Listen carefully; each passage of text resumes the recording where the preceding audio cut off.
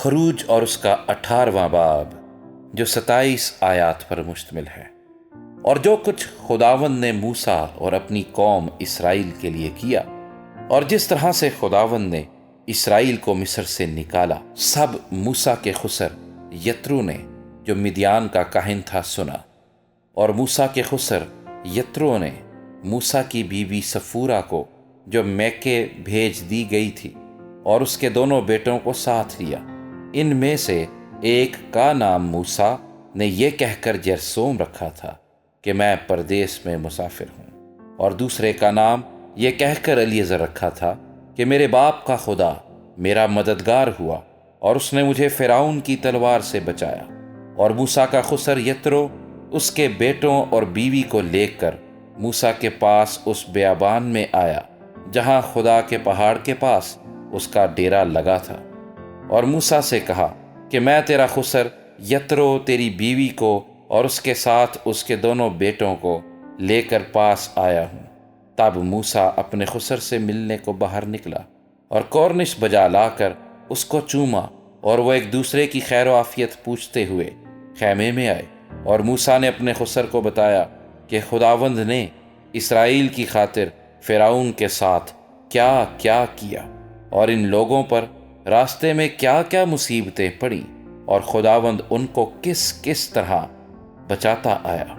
اور یترو ان سب احسانوں کے سبب سے جو خداوند نے اسرائیل پر کیے کہ ان کو مصریوں کے ہاتھ سے نجات بخشی، باغ ہوا۔ اور یترو نے کہا، خداوند مبارک ہو جس نے تم کو مصریوں کے ہاتھ اور فرعون کے ہاتھ سے نجات بخشی، اور جس نے اس قوم کو مصریوں کے پنجے سے چھڑایا۔ اب میں جان گیا کہ خداوند سب معبودوں سے بڑا ہے، کیونکہ وہ ان کاموں میں جو انہوں نے غرور سے کیے ان پر غالب ہوا۔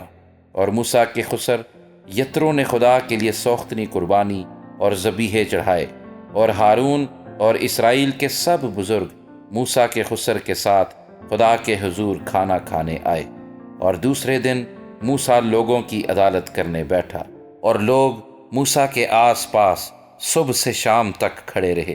اور جب موسیٰ کے خسر نے سب کچھ جو وہ لوگوں کے لیے کرتا تھا دیکھ لیا، تو اس سے کہا، یہ کیا کام ہے جو تو لوگوں کے لیے کرتا ہے؟ تو کیوں آپ اکیلا بیٹھتا ہے اور سب لوگ صبح سے شام تک تیرے آس پاس کھڑے رہتے ہیں؟ موسیٰ نے اپنے خسر سے کہا، اس کا سبب یہ ہے کہ لوگ میرے پاس خدا سے دریافت کرنے کے لیے آتے ہیں۔ جب ان میں کچھ جھگڑا ہوتا ہے تو وہ میرے پاس آتے ہیں، اور میں ان کے درمیان انصاف کرتا اور خدا کے احکام اور شریعت ان کو بتاتا ہوں۔ تب موسیٰ کے خسر نے اس سے کہا کہ تو اچھا کام نہیں کرتا، اس سے تو کیا بلکہ یہ لوگ بھی جو تیرے ساتھ ہیں قطعی گھل جائیں گے، کیونکہ یہ کام تیرے لیے بہت بھاری ہے، تو اکیلا اسے نہیں کر سکتا۔ سو اب تو میری بات سن، میں تجھے صلاح دیتا ہوں، اور خدا تیرے ساتھ رہے۔ تو ان لوگوں کے لیے خدا کے سامنے جایا کر، اور ان کے سب معاملے خدا کے پاس پہنچا دیا کر، اور تو رسوم اور شریعت کی باتیں ان کو سکھایا کر، اور جس راستے ان کو چلنا اور جو کام ان کو کرنا ہو وہ ان کو بتایا کر۔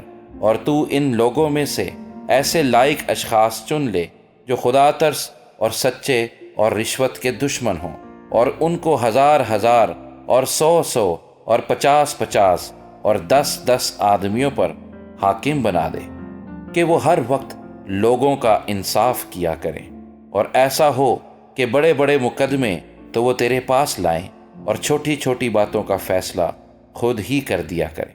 یوں تیرا بوجھ ہلکا ہو جائے گا، اور وہ بھی اس کے اٹھانے میں تیرے شریک ہوں گے۔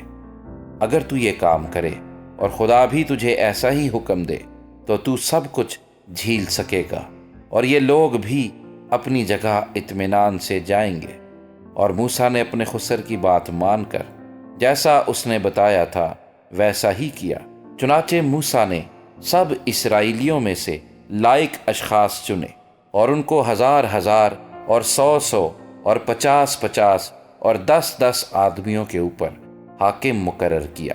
سو یہی ہر وقت لوگوں کا انصاف کرنے لگے۔ مشکل مقدمات تو وہ موسیٰ کے پاس لے آتے تھے، پر چھوٹی چھوٹی باتوں کا فیصلہ خود ہی کر دیتے تھے۔ پھر موسیٰ نے اپنے خسر کو رخصت کیا اور وہ اپنے وطن کو روانہ ہو گیا۔